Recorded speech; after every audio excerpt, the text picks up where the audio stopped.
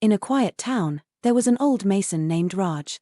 He had spent his entire life building homes, companies, and schools. But now, his hands were weak, and his eyesight was fading.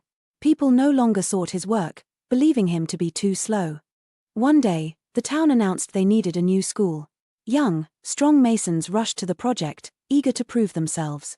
Raj, despite his age, walked to the site and asked for a chance. The supervisor laughed, "Old man, this work is for the young."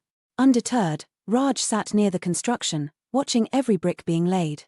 He noticed cracks in some, misaligned foundations, and rushed work. But no one listened. Weeks passed, and the school was nearly complete except for the final brick. The town gathered to celebrate, but just before the last brick was placed, a deep crack ran through the walls.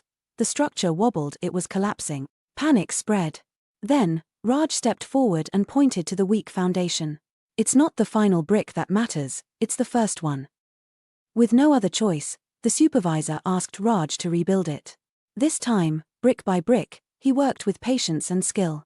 Young masons watched in awe, learning not just to build, but to build right. Months later, the school stood strong, a masterpiece. The same people who once doubted Raj now praised him. He smiled and said, "Strength is not in speed, but in wisdom. Moral, experience, patience, and persistence matter more than rushing toward success."